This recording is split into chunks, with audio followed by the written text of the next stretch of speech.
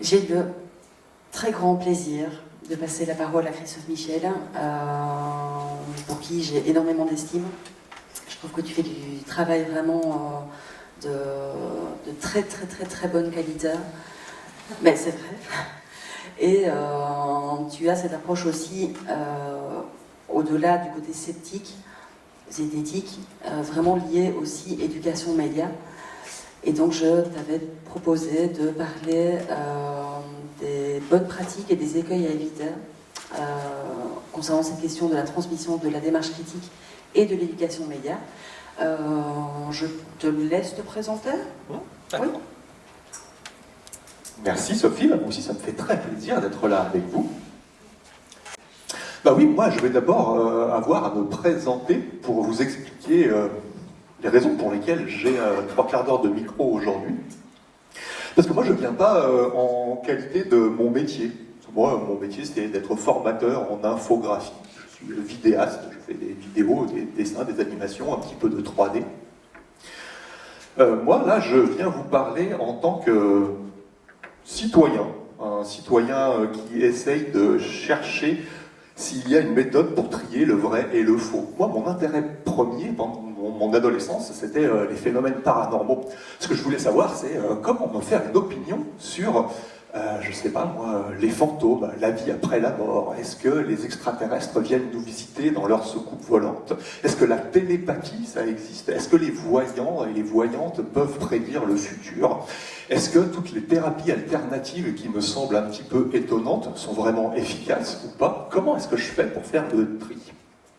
Et donc depuis très longtemps, j'ai essayé de poursuivre cette quête un petit peu de trouver une méthode pour trier le vrai et le faux, voyant bien que tout n'est pas vrai sur Internet.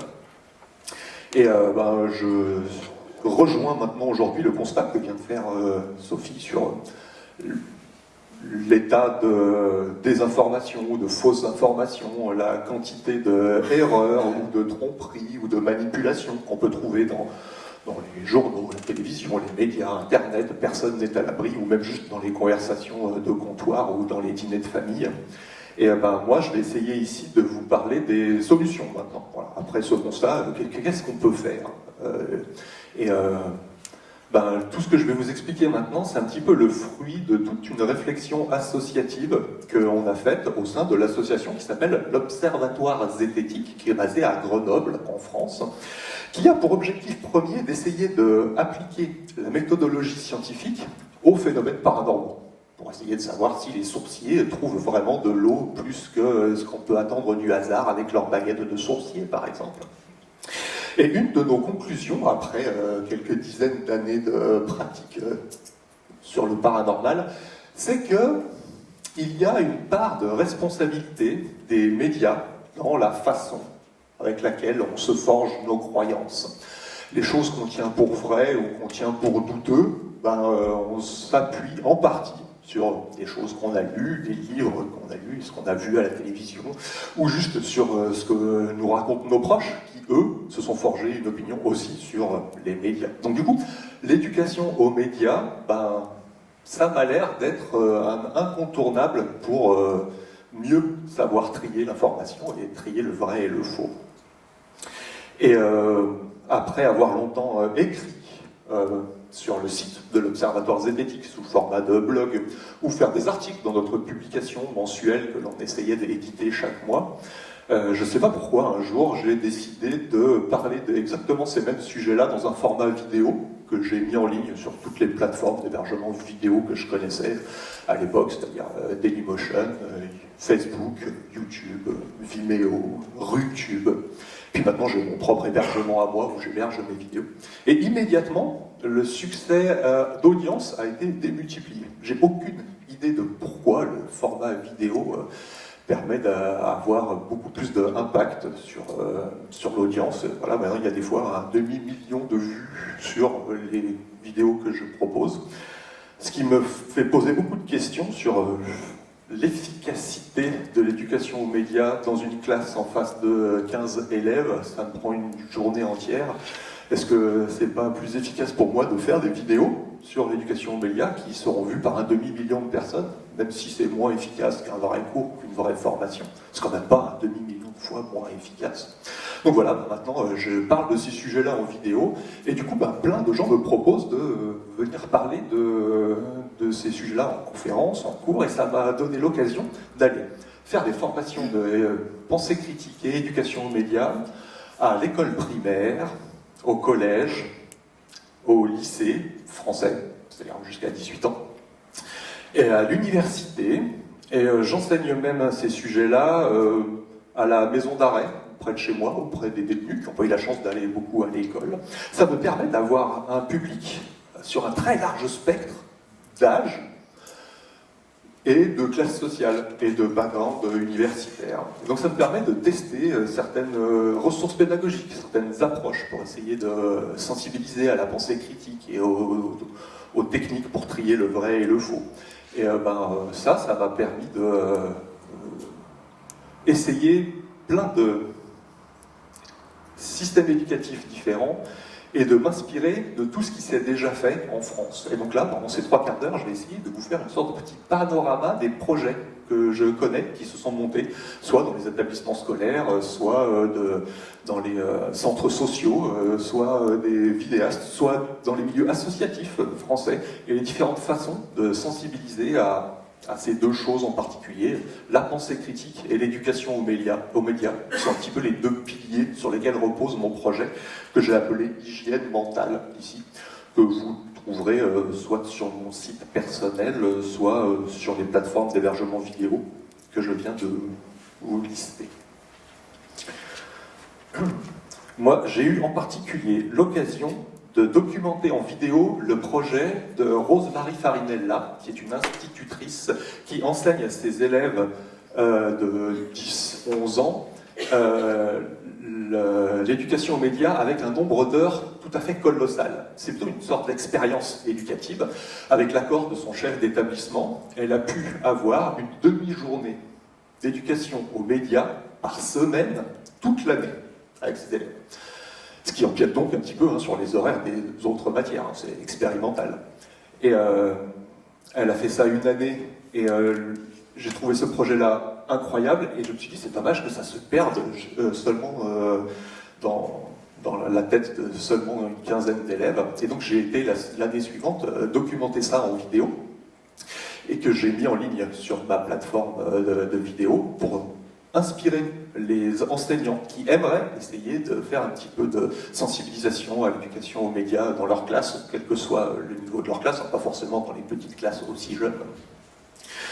Et du coup, après la mise en ligne de cette vidéo-là, on m'a proposé, c'est là où on m'a proposé de monter les mêmes genres de projets avec toute une tranche d'âge différente. En France en particulier, il y a un enseignant qui a un projet que je trouve extraordinaire, qui s'appelle Ronan Chérel. Lui, il a créé un organisme de journalisme dans son établissement. Alors, ils sont un peu plus vieux, il doit avoir 11 à 14 ans. Et il met ses élèves dans les bottes d'un journaliste. Il leur fait créer de l'information. L'information locale, c'est généralement ce qui tourne autour de leur établissement ou au moins de leur petite communauté. Et donc ils font des articles sur comment se passe le choix des menus à la cantine, quelles sont les dernières décisions du chef d'établissement. Ils font des interviews soit de leurs profs, soit des acteurs de la commune. Mettre les élèves dans les bottes d'un journaliste et leur faire créer de l'information, je pense que c'est la meilleure méthode pour sensibiliser une personne à l'éducation aux médias. Quand on a vraiment fait un média soi-même, qu'on a été rédacteur, qu'on a eu un rédacteur en chef qui a dû regarder notre contenu, qu'on a dû le soumettre à une équipe, qu'on a eu le retour des lecteurs, et ça nous apprend beaucoup plus que de le faire de façon théorique. Donc une de mes conclusions de ces quelques années de pratique, c'est voilà, ce qui marche le mieux, c'est vraiment de faire créer du contenu aux élèves, c'est ce qui est le plus efficace. Moi, je suis infographiste. Moi, j'ai toujours dessiné. Mes 2 passions dans la vie, c'était la méthodologie scientifique, particulièrement appliquée au paranormal, et le dessin. Et donc, moi, je crée des petites animations comme celle-là, qui sont bien sûr entièrement libres d'utilisation de droit pour tous les enseignants ou n'importe quel formateur qui voudrait réutiliser soit mes vidéos, soit mes infographies, il peut se servir allègrement. Moi, j'utilise ces petits dessins, par exemple, pour expliquer que je ne veux pas ressembler à la personne de droite ici. Je la dessine avec un crâne ouvert et toutes les informations qu'elle voit passer sur son fil d'actualité, sur les réseaux sociaux, dans les médias, ou ce qu'on lui raconte dans la cour de récré. Cette personne-là, elle croit tout. C'est celle qui dit « c'est vrai, je l'ai vu à la télé ». Ou plus récemment, comme disait Sophie, « c'est vrai, je l'ai lu sur Internet ». Mais il y a une proportion de toutes ces infos-là qu'on me propose tous les matins sur mon fil de réseaux sociaux, qui ne sont pas factuellement très vraies, ou qui sont un petit peu déformées, ou qui me forgent une vision de la réalité qui est un petit peu biaisée. Et pour contrer ça, je ne veux pas non plus être la personne de gauche qui est là. Je la dessine avec un casque en métal pour montrer qu'elle est fermée d'esprit, c'est-à-dire qu'elle a déjà sa conviction profonde, elle a déjà sa religion, son parti politique, sa médecine alternative préférée, elle n'a aucune intention d'en changer, même si on lui propose des preuves que ce qu'elle croit est faux, elle ne se remettra jamais en question, elle ne regardera même pas les preuves. Les deux écueils de la pensée critique, c'est d'être soit trop dogmatique et de ne pas vouloir changer d'avis, remettre en question ce que l'on tient pour vrai, et être trop naïf, un peu trop relativiste, tout croire, tout est son contraire. Moi, je explique souvent que ce que je veux, c'est plutôt ressembler à ça. Ma tête à moi, je la veux ouverte d'esprit, parce que je veux pouvoir changer d'avis face aux preuves. Si vraiment il y a des éléments qui sont convaincants et qui me montrent que j'avais tort de croire à quelque chose alors que c'est faux, ou de ne pas croire à quelque chose alors qu'en fait, il y a des preuves, je veux être ouvert d'esprit. Mais pour ne pas laisser rentrer dans mon cerveau tout et n'importe quoi, il me faut un petit filtre, une petite tamis, cette petite passoire-là. C'est la passoire qu'on appelle l'esprit critique. Et comment tresser cette petite passoire? C'est là tout mon projet est basé là-dessus. Comment tresser correctement cette passoire pour qu'elle laisse passer plutôt le vrai et qu'elle retienne pour pouvoir remettre à la poubelle les choses qui sont plutôt fausses. Et autant je pensais que ce serait assez facile au moment où je me suis lancé dans ce projet-là, autant maintenant je me rends compte que c'est très compliqué et en plus ça demande d'avoir des compétences très transdisciplinaires pour tresser ce petit ami. Du coup, enseigner la pensée critique, selon moi, ça revient à enseigner tout un tas de disciplines très différentes. Par exemple, je pense que pour monter son score en pensée critique, il n'est pas inutile d'avoir quelques notions de philosophie des sciences. Savoir qu'est-ce que c'est qu'une connaissance, qu'est-ce que c'est qu'une croyance, quelle est la différence entre les deux. Ça, c'est dans le domaine de l'épistémologie. Voilà, c'est un petit peu un côté philosophique qui a été discuté depuis très longtemps. Déjà, les philosophes de l'Antiquité réfléchissaient à ces notions-là. Et ça, je pense que ça fait partie de ce que moi j'appelle la pensée critique. Et je dois en tenir compte pour pouvoir me tresser ma petite passoire. Il faut quelques notions de logique élémentaire. Ça, c'est quelque chose qu'on a assez intuitivement, naturellement dans notre cerveau, et en plus on l'entraîne à l'école, dans les cours de mathématiques, on fait des raisonnements déductifs, où on essaye de trouver des preuves et faire des démonstrations. Donc bon, ça, généralement, les élèves sont assez rapidement exposés à ces notions logiques. Je pense qu'il est bon aussi, pour augmenter sa capacité d'esprit critique, de connaître les arguments fallacieux les plus classiques. C'est-à-dire qu'il y a des arguments qui ont l'air convaincants la première fois qu'on les entend, et finalement, quand on y réfléchit à deux fois, on se rend compte que non, en fait, cet argument il est un peu tout pourri, il ne devrait pas être en mesure de me faire changer d'avis, parce que ça ne tient pas trop debout. Et à avoir en tête une petite liste des arguments fallacieux les plus courants, les trucs qui sont les plus convaincants et qui sont les moins souvent valides ou vrais. Par exemple, je vous en cite un au hasard, l'argument de la nature. C'est l'argument qui consisterait à dire ce qui est naturel est forcément bon pour ton corps, alors que tout ce qui est artificiel, fabriqué en laboratoire par l'être humain, c'est forcément mauvais pour ton corps et il faut essayer de l'éviter. Bien sûr, c'est vrai en partie. c'est même majoritairement vrai, mais c'est pas tout le temps vrai. Il y a plein de cas où il y a des choses qui sont naturelles et qui sont tout à fait toxiques. Je sais pas, la ciguë par exemple, c'est tout à fait naturel. Et puis il y a plein de produits fabriqués en laboratoire qui permettent bien sûr de sauver des vies, de guérir des maladies incurables que l'on ne pourrait pas sauver autrement. Donc c'est un argument qui est bien souvent pris en défaut et qui ne devrait pas nous convaincre. Il est bon, je pense, d'avoir quelques notions de psychologie cognitive. Ça, c'est encore un autre domaine que je n'avais même pas soupçonné au début où je me suis lancé dans cette quête de ma petite passoire. Connaître les biais les plus courants de notre cerveau, ça peut m'aider à essayer de pallier à ces défauts-là. En fait, nos cerveaux ont été sculptés par l'évolution des espèces depuis nos ancêtres préhumains, et on a tous un peu globalement le même, à quelques différences près. C'est-à-dire qu'il y a des écueils sur lesquels on tombe tous. Il y a des pierres sur lesquelles on trébuche tous au même moment, au même endroit, quand on fait le même raisonnement, il y a un caillou, tout le monde se prend les pieds dedans et tombe. Quand on connaît ces défauts de raisonnement de notre cerveau, on peut essayer de trouver des techniques, des stratégies pour essayer de contourner ces biais. C'est ce qu'on appelle des heuristiques. Les heuristiques, c'est un petit peu des petites techniques pour essayer de repérer ces défauts-là, connaître les défauts de son cerveau et essayer de trouver des stratégies pour les compenser. Je pense qu'il est bon d'avoir aussi des compétences de journaliste. Moi, je ne suis pas journaliste, j'ai jamais étudié le journalisme à l'école, mais j'ai dû m'y intéresser après coup, parce que, comme je vous l'ai dit, il y a une part de responsabilité des médias dans la façon dans laquelle moi-même je me mets des choses dans mon cerveau et que je classe les trucs vrais et les trucs faux. Et chercher si quelque chose est vrai ou faux, ça revient à faire une sorte de petite enquête journalistique. Il faut remonter aux sources de l'information, il faut croiser les sources, et ça c'est ce qu'on apprend en fait à l'université, dans la fac de journalisme par exemple. Si tous les citoyens du pays, quel que soit leur métier ou leur niveau d'études, avaient au moins les bases, le niveau zéro du journalisme, eh ben, je pense que le monde serait très différent aujourd'hui. Donc juste apprendre au moins le tout début, l'introduction des cours de journalisme, ça me paraît une bonne idée. Ça permet de réfléchir sur les notions d'objectivité, de subjectivité de la presse. Est-ce qu'un média peut être neutre? Est-ce qu'un média doit seulement être neutre? Voilà, c'est des questions auxquelles il faut avoir réfléchi avant de pouvoir se poser des questions sur la fiabilité des médias. Et puis il y a encore une autre composante qui est plus mathématique, plus statistique.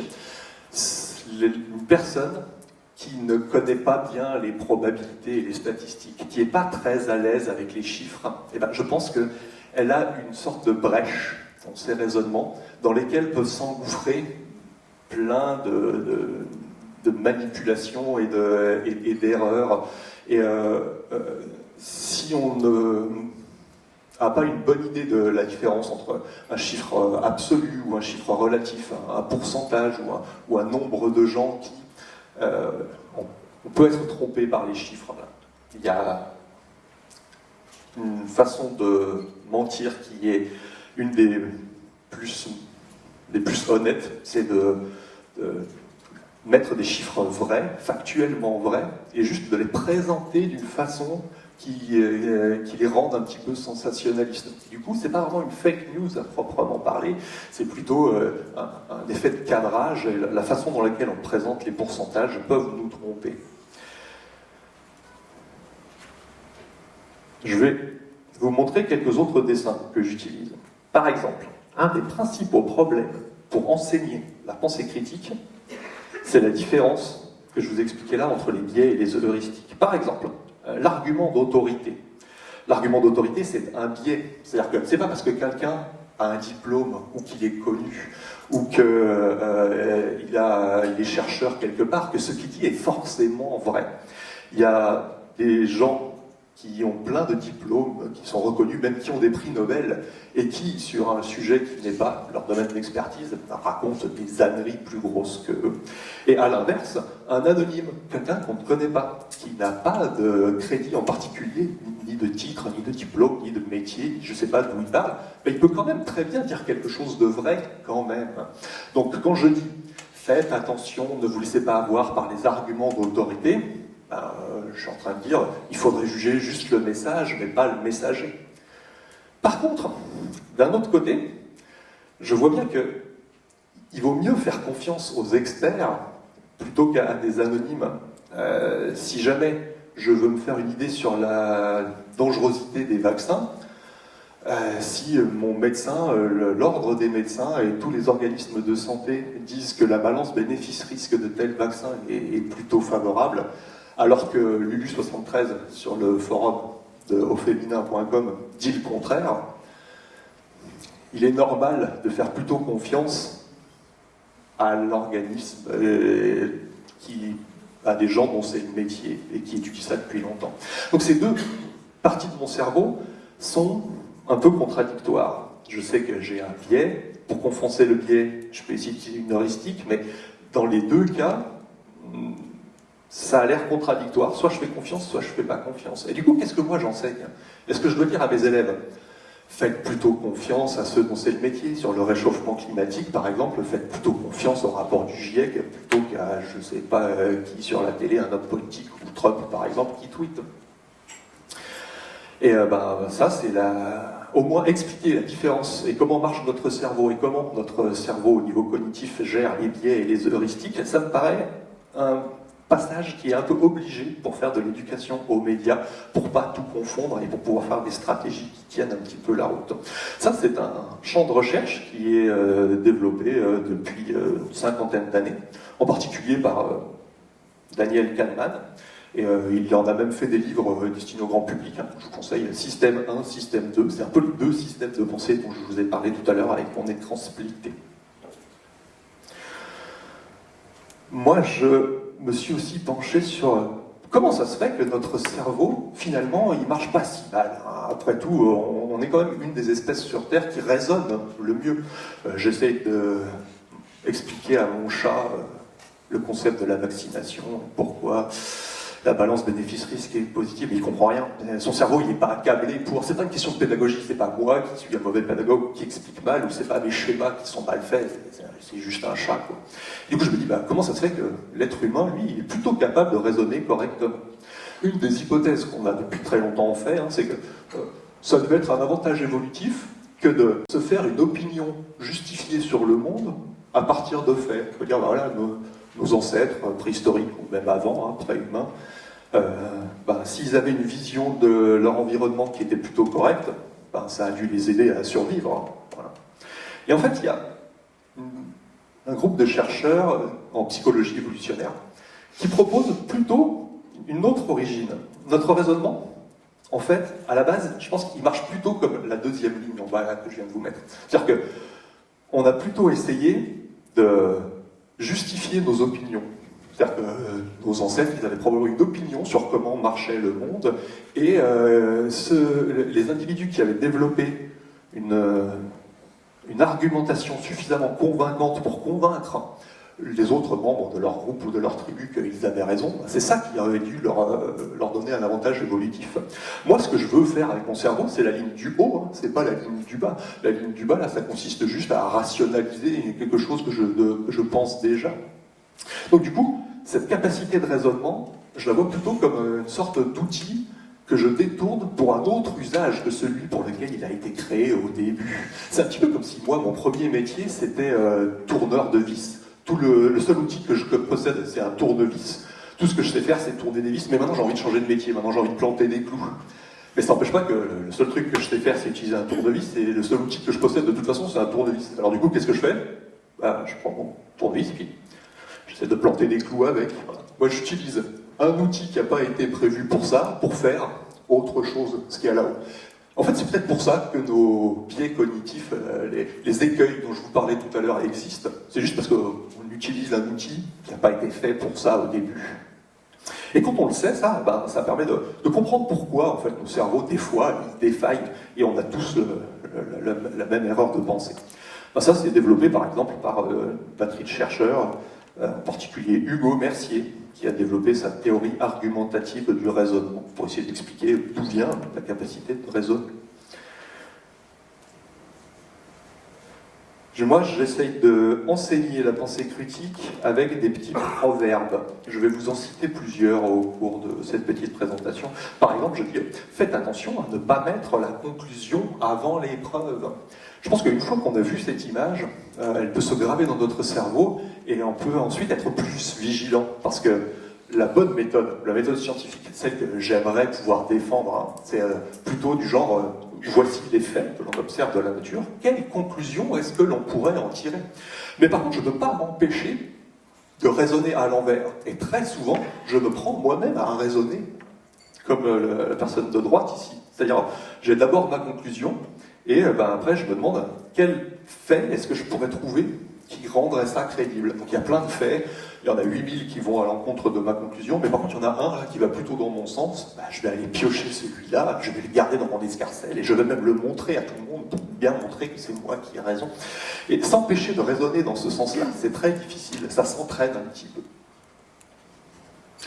Il y a une autre discipline qui a beaucoup apporté à ma façon de voir, c'est l'épidémiologie.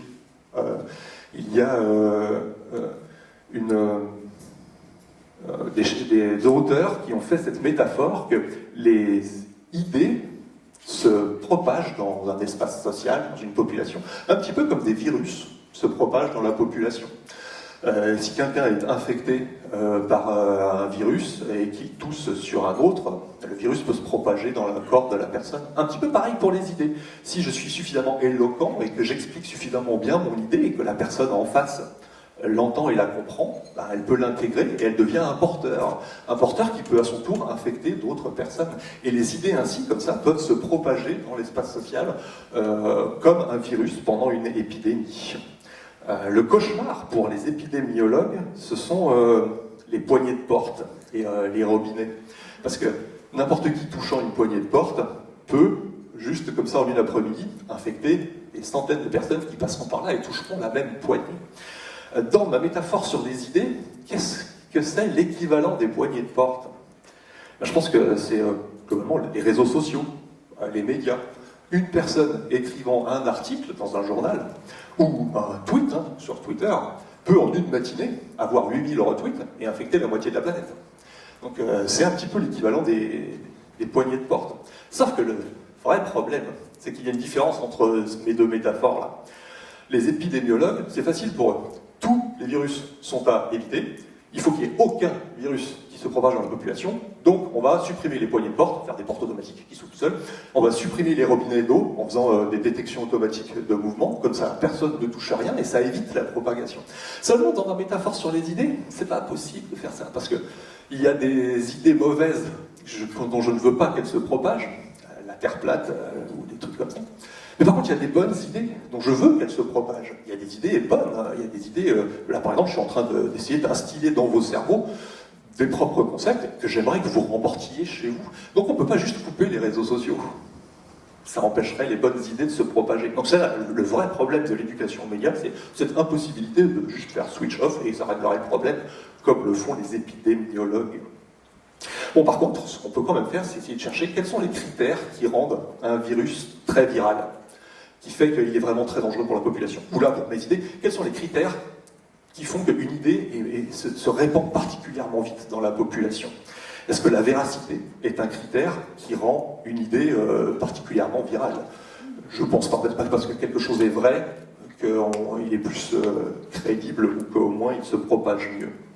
Les raisons, c'est souvent que vu qu'on est un petit peu décontenancé face à un monde qui est très complexe, et la politique, l'économie, tout est un petit peu lié par des courroies et des engrenages, on est un peu angoissé face à ce monde, et donc les trucs qui se partagent le mieux, c'est les idées qui proposent des explications monocausales. Alors, il y a une seule cause qui explique le fonctionnement de l'intégralité de la machine. Ça, on adorerait pouvoir avoir une seule cause. Et puis des solutions simples. Notre machine, là, elle marche pas bien, mais il suffit de mettre un petit morceau d'ail dans votre vagin, et vous verrez, vous n'aurez plus de problèmes de santé, ni de... Alors, les solutions simples et les explications qui sont monocausales, c'est-à-dire une explication explique l'intégralité de tous les problèmes, c'est ça qu'on cherche. Je pense que Dieu est une des meilleures explications monocausales, ce qui explique peut-être sa popularité.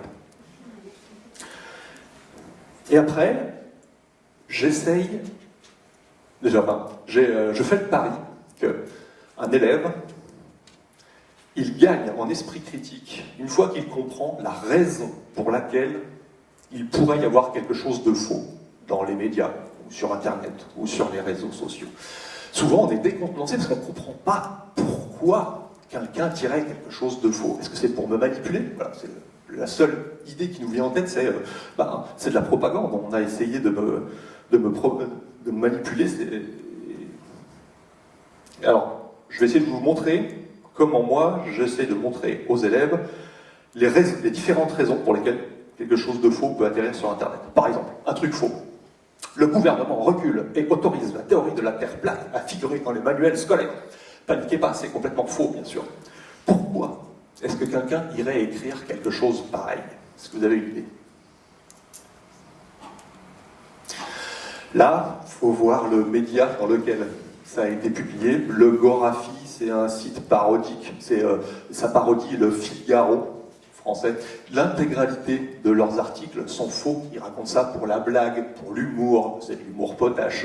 Ils n'ont aucune intention de tromper qui que ce soit. C'est juste pour l'humour.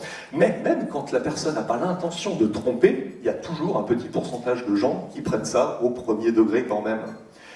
Christine Boutin, si tu nous écoutes, elle est pour toi. Elle se fait avoir 2 fois. Il suffit d'aller voir dans le à propos ou contact ou qui sommes-nous ou les mentions légales pour aller voir que tous les articles relatés sur ce site sont faux jusqu'à preuve du contraire et rédigés dans un but humoristique. Bon là c'est facile parce que on peut s'assurer de la fiabilité du site. Mais voilà une autre sorte de fausse nouvelle, différente. Un manifestant qui était à la manifestation anti-Donald Trump a enfin avoué « J'ai été payé 3 500 $ pour participer à la manifestation ». Ce qui explique pourquoi il y avait autant de gens le jour de la manifestation anti-Trump. Ils ont bien sûr été payés par l'opposition. Bien sûr c'est faux, c'est complètement faux. Pourquoi quelqu'un irait-il écrire quelque chose de fou comme ça? Là, si on va voir le credo de ce site-là, c'est pas marqué que c'est un site parodique. Au contraire, ils vous disent « Nous avons une équipe de journalistes, tous nos articles sont entièrement vérifiés et vrais, vous pouvez nous faire confiance et nous, au moins, on vous dévoilera la vérité. » Insister à ce point-là sur le fait qu'ils disent la vérité, déjà, c'est un peu louche. Est-ce que vous avez une idée de la raison pour laquelle quelqu'un écrirait quelque chose de faux comme ça? La première idée qui me vient à l'esprit, c'est toujours il essaye de me manipuler et de me faire voter à un autre candidat. C'est rarement la bonne solution. Là, la solution, elle est plutôt autour de l'article. Il y a de la pub en haut, il y a de la pub au milieu, il y a de la pub à droite, il y a de la pub à gauche. C'est un petit peu ce que racontait Sophie tout à l'heure.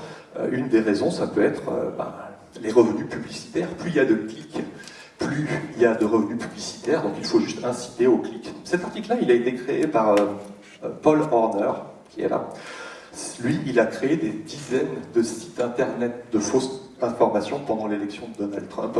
Et voyant l'ampleur que ça a pris, et même l'impact que ça a pu avoir sur les élections, il a un peu pris peur de son propre projet. Et donc du coup, il a fait des apparitions télé, il a écrit un livre, et puis il s'est exprimé sur le sujet. Il disait... c'est dingue, les gens sont bêtes, ils ne font que partager des trucs, personne ne vérifie. C'est comme ça que Trump a été élu, il a dit ce qu'il voulait, les gens ont cru, et puis quand les choses qu'il a dites se sont révélées fausses, les gens s'en foutaient, parce qu'il l'avait déjà accepté. C'est effrayant, j'ai jamais vu ça.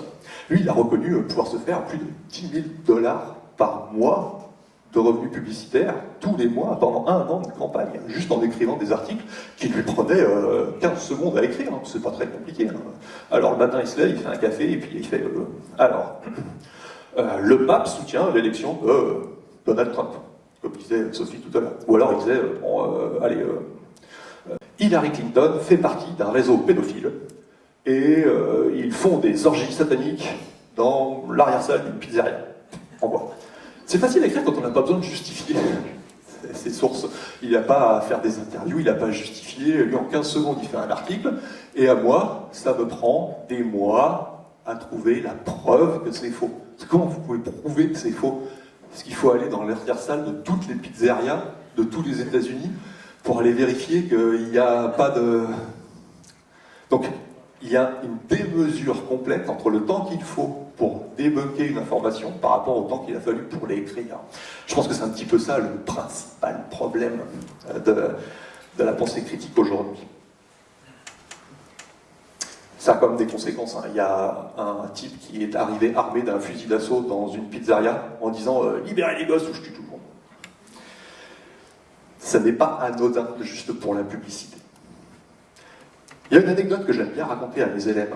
C'est qu'après la campagne de Trump et puis aussi le Brexit, les experts ont essayé de voir qui écrivait ces genres d'informations moisies et qui hébergeait ces sites-là qui comportaient que des fausses informations à la chaîne. Et à part les sites de Paul Horner, il se trouve qu'il y a une très grosse proportion des sites internet qui font de la désinformation qui étaient enregistrés dans un petit village de Macédoine, à Vélez. C'est pas du tout là où il y a la croix, c'est plutôt un peu plus à droite parce que je suis un boulet avec ma petite flèche. Pourquoi? Après enquête, voilà ce qui s'est passé. Il y a un lycéen de Vélez, un peu débrouillard en informatique, qui crée un blog où il fait une interface un petit peu sérieuse, qui a vraiment l'air d'être un journal avec vraiment une équipe. Il raconte des trucs complètement bizarre, choquant, étonnant, qui flatte peut-être même la position politique d'un certain groupe politique aux États-Unis. Et il met de la pub autour. Il y a avec pub, beaucoup de pub. Et à chaque fois qu'il revient au lycée le lendemain matin avec soit une nouvelle montre, soit des nouvelles baskets, soit un nouveau Solex, tous ses collègues de classe lui demandaient « Comment est-ce que tu fais pour avoir autant d'argent ?» Et lui disait « Je raconte des âneries sur Internet et je mets de la pub autour. » Et du coup, au fur et à mesure de l'année, tous les gars de sa classe ont fait pareil. Est-ce que c'est très moral d'enseigner ça à mes élèves maintenant, moi, en France? Est-ce que je peux leur enseigner qu'on peut faire de l'argent en racontant des choses fausses sur Internet et en mettant de la pub autour? Donc ça, c'est un vrai dilemme. Une question que je me pose vraiment, réellement. Il y a un risque. Un risque, c'est que du coup, ils le fassent et qu'ils participent à la désinformation globale de nos médias. Et puis il y a un gain. Le gain, c'est que je pense qu'une fois qu'on a compris ça, là, on est plus vigilant la prochaine fois qu'on voit une information étonnante. Et si on comprend les raisons pour lesquelles quelqu'un aurait pu écrire ça, c'est comme avoir une piqûre de vaccin. Une fois qu'on est vacciné contre cette maladie-là, elle ne peut plus rien pour nous. Une fois qu'on connaît cette histoire de Vélez, peut-être qu'on est un peu plus immunisé aux fausses informations. Moi, je fais le pari que la balance bénéfice-risque est favorable et qu'il faudrait enseigner à tous les élèves à faire des canulars, des fausses informations, mettre de la pub autour, voir comment ça marche. Parce que voilà, si tout le monde le fait, il n'y aura plus aucun effet, plus aucun impact et tout le monde s'en méfiera. Je serais ravi d'avoir votre opinion là-dessus à la phase de questions, par exemple. Et puis il y a une autre forme de fausse information. C'est surtout celle-là qui m'intéresse, moi. C'est pas tellement les précédentes. Manger du chocolat rapporte des prix Nobel. Là, c'est pas sur un site de désinformation. C'est l'Express, c'est plutôt un site journalistique, plutôt sérieux d'habitude. C'est pas un site parodique.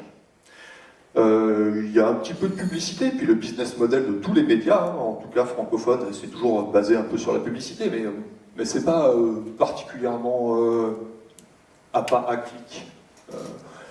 La raison pour laquelle quelqu'un écrirait ce truc faux, c'est pas juste l'appât du gain et des clics et de la vue, de la visibilité. Est-ce que quelqu'un a une idée de pourquoi quelqu'un écrirait quelque chose comme ça?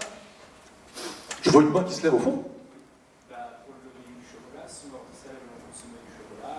Pour inciter les gens à consommer du chocolat. Ouais, c'est toujours la première idée qui me vient en tête. On essaye de me manipuler, on essaye de me faire acheter des choses, on essaye de me faire voter quelqu'un. Il y a de la propagande, des lobbies. Ils ont probablement été payés pour écrire un article pareil. J'ai très peur que ce ne soit pas le cas. Je préférerais qu'ils soient payés parce que j'aurais une explication. Là, vraiment, j'essaie de comprendre. Et là, c'est plus difficile. Parce qu'en plus, il y a la source, New England Journal of Medicine, un article qui a été écrit par le chercheur blabla de l'université Trucmuche. Si jamais j'essaye de faire remonter à la source de l'information, je vais voir qu'il y a vraiment un article scientifique sur le sujet. Si j'essaie de croiser les informations pour voir est-ce qu'il y a d'autres médias qui disent la même chose, c'est un truc que je conseille moi à mes élèves, voir si au moins les autres médias ils tiennent à peu près tous le même discours. Parce qu'un média qui aurait une vision alternative tout seul contre l'avis de l'intégralité de tout le corpus médiatique, ben, ce serait louche, quoi. Sauf que là, si j'applique ça, l'intégralité de tous les médias francophones, même belges, hein, j'en ai trouvé, ont relayé exactement ce genre de titre. Pour devenir plus intelligent, manger du chocolat. Le Monde, l'Express, le Nouvel Observateur, le Parisien, rien. Tout le monde a parlé de ce sujet-là dans ces termes. Donc du coup, là, ça me rend perplexe. C'est exactement ces genres de sujets-là sur lesquels je m'intéresse le plus. Je pense qu'il y a une façon de traiter l'information scientifique qui est plutôt en fait une façon de maltraiter l'information scientifique. Parce qu'une information scientifique, c'est difficile de remonter à la source. Par exemple, là, je vous ai mis une publication scientifique, c'est un peu compliqué, il y a des termes un peu techniques. Par exemple, l'analyse spectrale des rainures des volcans de Mars révèle des traces de saumure liquide. Généralement, un article comme ça, c'est en anglais, c'est plein de statistiques, c'est plein de chiffres, c'est même pas particulièrement accessible au grand public.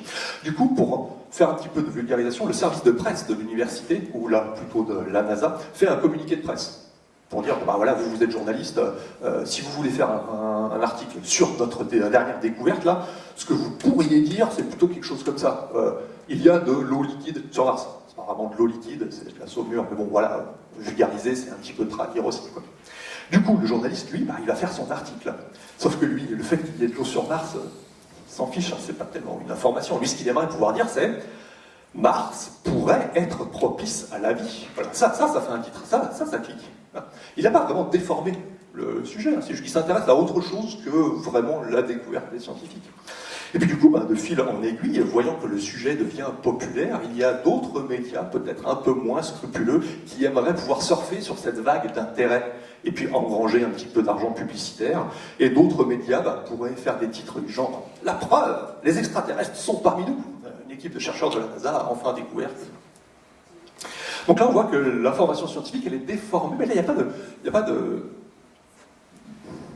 de gens à accuser, vraiment. Il n'y a pas de responsable. Je ne sais pas qui pointer du doigt. C'est une grande chaîne où tout le monde est un petit peu responsable. Moi, c'est quel genre d'informations qui arrivent le matin sur mes réseaux sociaux, là? Je fais défiler Twitter. Est-ce que c'est plutôt les informations qui sont plutôt à gauche, là, ou plutôt ceux qui sont à droite? C'est bien sûr ceux qui sont à droite qui arrivent sur les réseaux sociaux. Donc du coup, moi, mon job, en tant que vérificateur de l'information, c'est de remonter le courant de ces petites flèches bleues-là. Je pars d'ici, il faut que j'arrive à remonter à la source de l'information. Enseigner comment faire ça à pas seulement des élèves, hein, à toute la population, c'est ce qui est, à mon avis, le plus efficace pour lutter contre la désinformation. C'est pas tellement la censure ou le baliser l'Internet comme on peut le faire avec des applications sur les navigateurs, c'est plutôt enseigner aux gens comment remonter le fil. Et en fait, quand on remonte, parfois c'est pas obligé d'aller vraiment jusqu'à la source elle-même. Parfois on fait quelques étapes, on regarde qui a écrit ça, de pourquoi, et on voit que l'information se déforme petit à petit, un petit peu comme un jeu du téléphone. Vous savez, ce jeu où je raconte une histoire dans l'oreille de la première personne de la salle ici, avec pour charge de la raconter à l'oreille de la personne d'après, et à la fin, je vais demander à la personne tout au fond de raconter tout fort l'histoire qu'il a entendue. On sait très bien comment ça se passe, cette histoire est très déformée, il suffit qu'il y ait une personne de la salle qui oublie un élément de l'histoire, et ce sera oublié pendant tout le reste de la propagation de la rumeur. Il suffit que quelqu'un ait mal compris et ait changé un mot par quelque chose qui lui semblait le plus plausible, et bien ça par contre ça se répète. En fait, d'étape en étape, on change l'histoire pour la rendre quelque chose de plus plausible selon nous. Et si on est tous du même milieu, de la même culture, de la même ville, on parle tous la même langue, les choses qui nous semblent le plus plausibles, elles finissent par converger vers un truc commun qui devient très viral. Et donc plus il y a de déformations, et plus l'histoire, elle a un pouvoir de propagation dans l'espace social qui est important. Et je pense que c'est ça un des gros problèmes.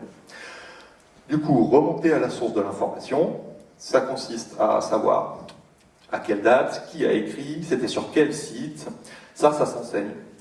Moi, par exemple, il faut que je resache qui a retweeté, de qui a retweeté, et puis même sortir des réseaux sociaux, de quel article est-ce que c'est inspiré. Cet article, c'est un copier-coller d'un autre article qui a été écrit tel quel, avec juste le titre un peu changé pour éviter le plagiat. Cet article, il a même été traduit d'un autre site un Anglais qui a fait du buzz, c'est comme ça que marchent les gros médias à buzz français, hein. Ils regardent qu'est-ce qui a marché outre-Atlantique en anglais, on traduit, on fait exactement l'équivalent en espérant qu'il y ait le même genre de succès dans le monde francophone que dans le monde anglophone. Remonter, ça veut dire remonter peut-être à l'article scientifique lui-même, voire appeler le chercheur, voire refaire même les expériences du chercheur si c'est possible. Ça ne s'arrête jamais. La question que tout le monde me pose en formation, c'est comment ça se fait, Christophe, que l'on soit devenu aussi naïf? Qu'est-ce qui a changé pour que maintenant il y ait autant de fausses informations qui circulent? C'était pas comme ça avant. Je ne sais pas trop quoi leur répondre. Souvent, je leur réponds plutôt quelque chose comme ça. Vous me dites si vous êtes d'accord avec moi, qu'avant, les médias, ils ne marchaient pas de la même façon. C'est pas nous qui avons changé, c'est la création de l'information qui a un peu évolué. Les médias, ils étaient très verticaux comme ça. Celui qui écrit un article sur un fait divers qui s'est passé dans le monde, à l'autre bout du monde, il y a un tsunami qui s'est abattu sur une plage. Le temps qu'il écrive son article, il paraîtra seulement jeudi prochain, pendant la sortie du journal. Et moi, ma grand-mère, elle allait au kiosque une fois par semaine acheter le journal de la semaine. Pendant cette semaine-là, si jamais ça s'était en fait avéré faux et que c'était une grosse blague, bien sûr, hop, ils ne le publient pas, ils ont le temps de la retirer. L'éditeur en chef, il attend de vérifier que l'article il correspond bien aux standards et à la réglementation et à la déontologie du journalisme. Il y a ses collègues qui vérifient l'orthographe, la syntaxe, la mise en page. Donc le temps de vérification de l'information, il était assez long. Ce qui a changé, c'est que maintenant, nos médias ils sont beaucoup moins verticaux, mais beaucoup plus horizontaux. Maintenant, n'importe qui peut écrire de l'information. Moi-même, j'ai un site internet, un blog, je fais des vidéos. Ma tante anti-vax ou mon collègue de bureau complotiste, il a lui aussi un blog, il écrit sur les réseaux sociaux. Tout le monde est en compétition à égalité sur Internet. Un article écrit par un journaliste scientifique qui a fait un travail de recherche et d'investigation de longue haleine sur des mois sur un sujet, son article, il a la même visibilité que le blog de ma tata qui raconte des annales. Et surtout que ma tata, elle a même un avantage, parce qu'elle, elle a moins à justifier des raisons pour lesquelles elle raconte ces trucs. Et elle raconte des trucs généralement plus sensationnalistes que les journalistes scientifiques. Donc du coup, elle fait même en fait plus de vues, plus d'audience qu'un journaliste sérieux. Le fait que les médias soient maintenant horizontaux, ça explique aussi il y a eu une diminution du temps de vérification de l'information. Aujourd'hui, si jamais il y a un tsunami qui s'abat sur la plage à l'autre bout du monde, c'est bien dame s'il n'y a pas quelqu'un qui va sortir son portable, prendre en photo la vague de 15 mètres de haut qui va s'abattre sur la plage, tweeter ça, et avant même que la vague ait atterri sur la plage, le tweet peut très bien avoir fait 6 fois le tour du monde et 8000 retweets. Donc du coup, le temps de vérification de l'information, il s'est réduit à néant, à 0. Et on me fait signe que c'est l'heure, ça tombe bien, j'arrive à la fin. Merci de votre attention.